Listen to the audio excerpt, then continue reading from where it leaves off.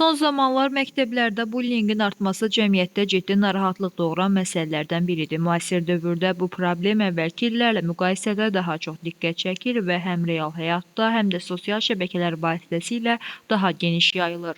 Araşdırmalar göstərir ki, bullyinq artıq tək-tək hallardan çıxaraq geniş yayılmış sosial problemə çevrilib. Uşaqlar yaşlarının bəzi periodlarında kifayət qədər qəddar ola bilirlər. Bu o demək deyil ki, təbiətən qəddardırlar, təbiətən zorakılığa meyillidirlər. Xeyr, sadəcə bir periodda onlar yetkinlik çağıdır, inkişaf etməkdə ərəfəsindədirlər və psixologiyalarının dəyişdiyi ərəfədir. Bu zaman qeyri-ixtiyari başqalarına bullyinq göstərə bilirlər, zorakılıq törədə bilirlər. Şərəf və ləyaqətini alçalda bilirlər, fərqində belə olmadan. Ona görə də bəzən uşaqları bu yola itələyən səbəbləri araşdırmaq lazımdır. Psixoloq Fərqanə Mehmanqızı bildirib ki, bullyinqə məruz qalan uşaqlarda özünə inamın azalması, narahatlıq, depressiya və hətta uzunmüddətli psixoloji travmalar yarana bilər. Bullyinqin bir neçə növü var. Şifahi bullyinq var, sosial bullyinq var, fiziki bullyinq var. Kiberbullyinq var. Bütün bullyinglər sonunda zorakılıqdır. Şifahi bullyinq söyüş, təhqir, insanı lağ etmə, bu və digər formalardır.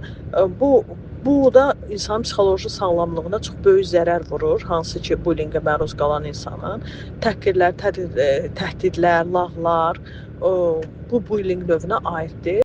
Psixoloqun sözlərinə görə bullyinqin hər bir növü ciddi qəbul edilməlidir. Çünki görünüşündən asılı olmayaraq hamısı bütövlükdə psixikasına mənfi təsir göstərir. Hesab edirəm ki, bu xüsusilə də son dövrlərdə sosial şəbəkələrdə və bütövlükdə cəmiyyətdə yanaşmalarla bağlı olan məsələdir.